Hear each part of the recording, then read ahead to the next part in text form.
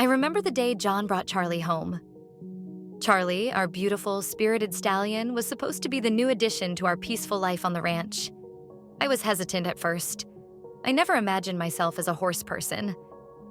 But John had always dreamed of owning one, so I went along with it, thinking, what could go wrong? As days turned into weeks, something inside me began to change. At first, it was just the little things. A quick visit to the stable to feed him, brushing his coat, or watching him trot around the field. It was peaceful, even therapeutic, as if he understood parts of me that no one else did. It felt innocent enough, but John started to notice I was spending more time with Charlie. He'd tease me about it and laugh it off as some playful joke.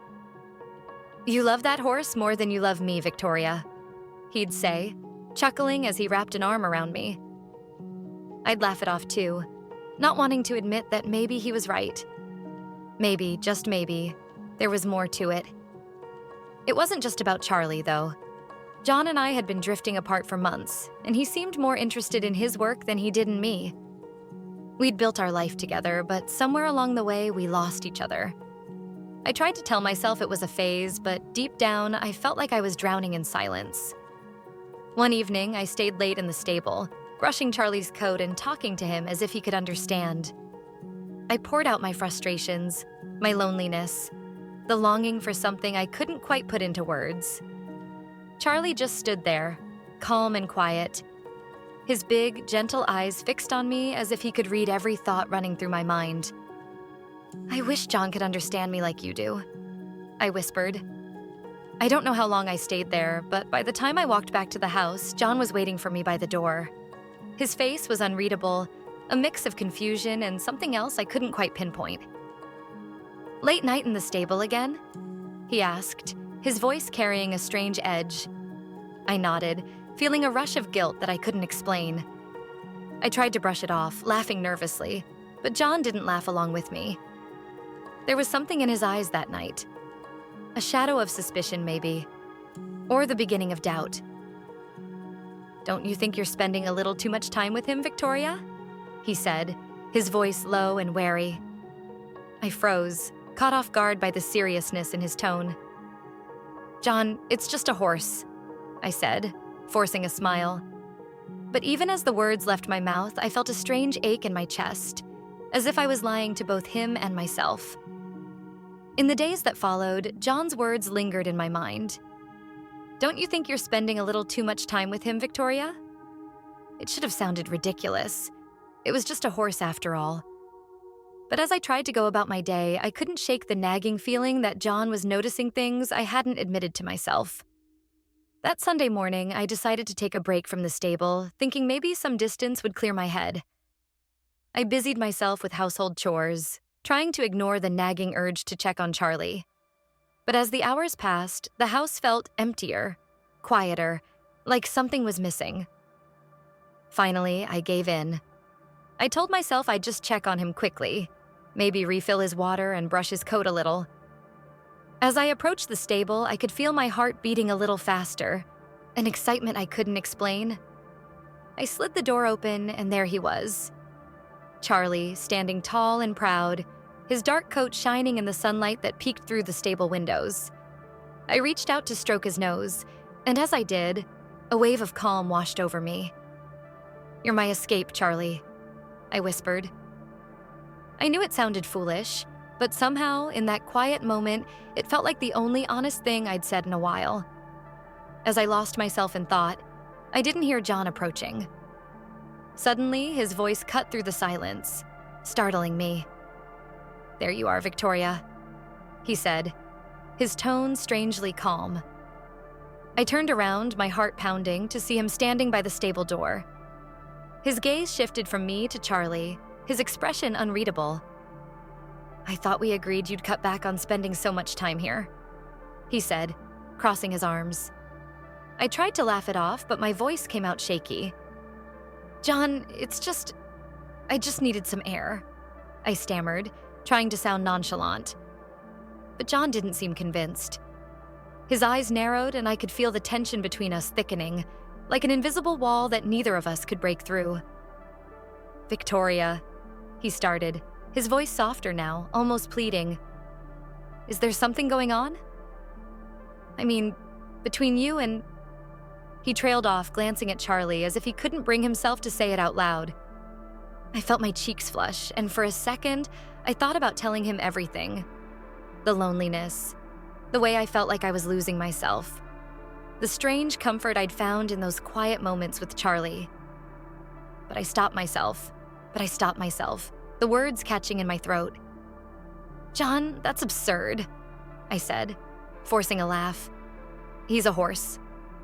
John stared at me, his eyes searching mine, and for a moment I thought he would let it go. But then, he stepped closer, his face tense with an emotion I couldn't quite place. "Then why does it feel like I'm losing you?" he whispered. I felt a pang of guilt, deeper than anything I'd felt before. I wanted to reassure him, to tell him it was all in his head, but the truth was, I didn't have the words. I felt torn, caught between the life we'd built together and a strange new world that only seemed to make sense when I was in that stable. John shook his head, looking away. "I don't understand, Victoria," he said softly, his voice breaking. "But I feel like I'm watching you drift away, and I don't know how to stop it." I felt tears pricking my eyes, but I held them back, unsure of what to say. I wanted to reach out, to close the gap between us, but the silence hung heavy, filled with everything we weren't saying. John didn't say anything more that night. He left me standing in the stable, his footsteps fading as he walked back toward the house. I stayed with Charlie a while longer, my thoughts tangled and restless. It was as if all the little cracks in our marriage, the things we had both ignored for so long, had suddenly surfaced. The next day, I tried to push it out of my mind. I went about my usual routine, busying myself with tasks around the house, hoping that the tension between John and me would settle on its own. But every time our paths crossed, I could feel it. The distance. The silent question hanging in the air. I knew something had to change. That evening, I decided to confront the truth, even if I didn't fully understand it myself. I waited until John got home, and as he stepped into the kitchen, I could see the guarded look in his eyes. "John," I began, my voice wavering slightly. "We need to talk." He nodded, his expression serious, and gestured for me to sit down. I took a deep breath, trying to steady myself. "I know things have been strange between us," I said, choosing my words carefully. "I felt disconnected, and maybe I let that draw me to Charlie in ways I didn't expect." John's jaw tightened, but he didn't interrupt. I continued, my hands fidgeting as I searched for the right words. "I never meant to make you feel like I was drifting away," I said, my voice barely above a whisper. "But I was lonely, John. I felt like I'd lost a part of myself, and somehow being in the stable, spending time with Charlie, it made me feel whole again." John took a deep breath, rubbing his hands over his face. "Victoria, I didn't think I'd be jealous of a horse," he said with a sad smile. "But seeing you look at him like that, it felt like I was losing you to something I couldn't compete with." The honesty in his words caught me off guard. I hadn't realized just how deeply he'd been affected, how much he'd been holding back. It was as if the wall between us had cracked, revealing the pain we'd both been hiding. "Maybe we've both been lost," I said softly, reaching out to take his hand. "I let myself get too wrapped up in my own feelings, and I should have come to you first. I didn't know how." He squeezed my hand, his expression softening. "I guess we've both been running away in our own ways," he admitted. "But maybe it's time we start finding our way back." We sat there in silence, letting the weight of our unspoken words settle between us.